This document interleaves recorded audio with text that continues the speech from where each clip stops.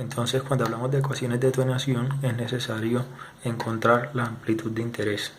Esta depende de muchos factores, por eso es una ecuación de alta complejidad. Entre otras cosas, depende de la aleatoriedad, del tipo de suelo, si es roca o si es suelo en realidad, de la distancia y de la magnitud. Algunos de los factores que afectan la propagación de las ondas son la magnitud, el mecanismo de falla o tipo de falla, la profundidad tipo central, la directividad. La directividad es la posición en la que se encuentra el mecanismo receptor con respecto al hipocentro o a la falla más bien. Entonces, por lo menos esta es la dirección de la falla.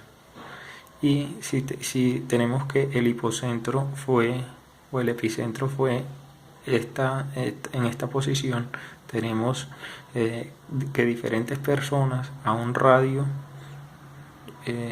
desde el hipocentro sentirán diferente la intensidad del terremoto a pesar de estar a la misma distancia. Además, la trayectoria de las ondas, es decir, la distancia, la azimut, la estructura de la corteza, el sitio, si está el tipo de suelo como lo habíamos mencionado antes, el tipo de topografía, las edificaciones, o si es en edificaciones o si es en campo libre. Por ejemplo, aquí vemos que en esta topografía hay 3 casas, a pesar de que su distancia es relativamente corta. No va a sentir la misma intensidad de esta casa que esta otra y que esta otra, más aún si esta está en suelo y esta está en roca. Al analizar una ecuación de atenuación en donde graficamos los picos de aceleración del terreno y la distancia en kilómetros para un terremoto de magnitud 6, podemos encontrar la gran variabilidad que tiene esta ecuación. Por ejemplo, para 2 kilómetros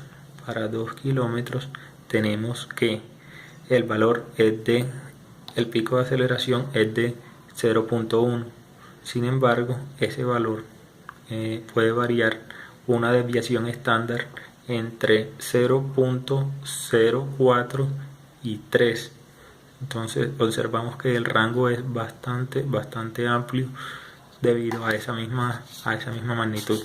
De igual manera podemos observar en este otro gráfico, en donde ya no es una desviación estándar.